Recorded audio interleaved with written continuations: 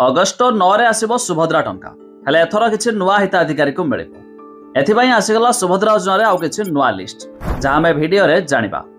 ଯଦି ଆପଣ ବି ସୁଭଦ୍ରା ସ୍କିମ୍ରେ ଆବେଦନ କରିଥିଲେ ଏପର୍ଯ୍ୟନ୍ତ ଟଙ୍କାଟିଏ ପାଇନାହାନ୍ତି, ତା ଛଡ଼ା କିଛି ହିତାଧିକାରୀଙ୍କୁ ଗୋଟିଏ କିସ୍ତି ଆସିଛି ଆଉ ଟଙ୍କା ଆସିନାହିଁ, ତେବେ ନିଶ୍ଚିତ ଭିଡିଓକୁ ଶେଷ ପର୍ଯ୍ୟନ୍ତ ଦେଖି ରଖନ୍ତୁ।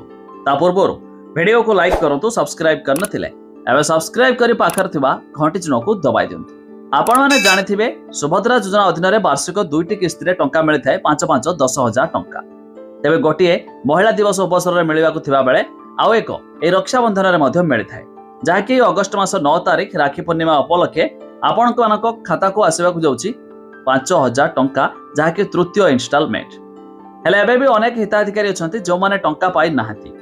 ତେବେ ଏନେଇ ଉପମୁଖ୍ୟମନ୍ତ୍ରୀ ପ୍ରଭାତୀ ପରିଡ଼ା ସୂଚନା ଦେଇଥିଲେ କି ଏଥର ଆଉ 2 ଲକ୍ଷ ନୂଆ ହିତାଧିକାରୀଙ୍କୁ ସାମିଲ କରାଯିବ ଯଦି ସେମାନେ ଯୋଗ୍ୟ ହୋଇଥିବେ।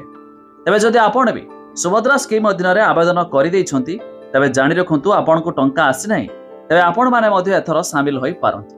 ତେବେ ଯଦି ଆପଣ ବି ଲିଷ୍ଟ ଦେଖିବା ପାଇଁ ଚାହୁଁଥିବେ ତେବେ ଯାହାର ଲିଙ୍କ ଆମେ ଡେସ୍କ୍ରିପ୍ସନରେ ଦେଇଛୁ ଆପଣମାନେ ଯାଇ ମଧ୍ୟ ଚେକ୍ କରିଦେଇ ପାରିବେ।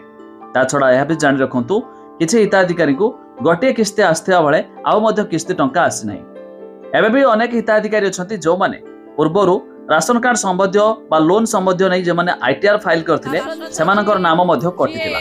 ତେବେ ସେ ସବୁକୁ ପୁଣି ଥରେ ବିଚାରକୁ ନିଆଯିବ, ଅର୍ଥାତ୍ ପୁଣି ମଧ୍ୟ ସେମାନେ ଲିଷ୍ଟରେ ଯୋଡ଼ି ହେବେ, ଯାହାଫଳରେ ସେମାନେ ବି ମଧ୍ୟ ସୁଭଦ୍ରା କିସ୍ତିର ଏକାବେଳେ ସେମାନଙ୍କୁ ଟଙ୍କା ମିଳିଯିବ 3ଟି କିସ୍ତିର 15,000 ଟଙ୍କା।